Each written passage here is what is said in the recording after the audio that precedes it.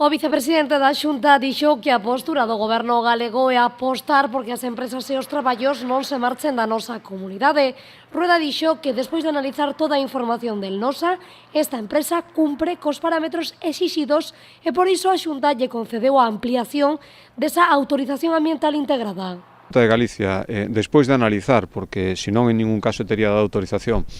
a documentación aportada pola empresa e a normativa que hai que aplicar agora, entendeu que se podía otorgar esa autorización e así o fixo, despois de analizar todos os parámetros, e senón insisto, porque se teño dito moitas tonterías por parte de algún responsable político estes días sobre que as estacións están predeterminadas, non o que dixemos é que si a vista da documentación que estamos analizando se cumpría, daríamos autorización. Ao final se cumpriu e así a dimos. Rueda lembrou no día de hoxe cal foi no seu momento o compromiso da Xunta de Galicia coa empresa Nosa e que, posto que se cumpre o exixido, eles autorizan a continuidade desta empresa na ría de Pontevedra. A Xunta de Galicia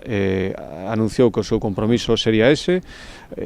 compromiso se fixo efectivo no prazo establecido pola Unión Europea e veremos a partir de agora para garantir a continuidade dos postos de traballo en Pontevedra se as outras administracións fan o mesmo. Eu, sinceramente, agardo que sí, creo que sería moi difícil de explicar e de entender que deixemos alegremente que os postos de traballo se vayan a outros sitios, porque outros sitios se van a ir sin ninguna dúbida se aquí non poden estar. Preguntado o vicepresidente sobre o permiso, o máis importante, que costas lle ten que ceder para continuar neste espazo de Lourizán, Rueda dixo que iso non é competencia da Xunta de Galicia, que é do Estado e, polo tanto, son eles os que deben de dar resposta a esta pregunta. Un permiso do que lembramos de non chegar nos vindeiros días, el Nosa tería que deixar de realizar o seu traballo neste punto da cidade.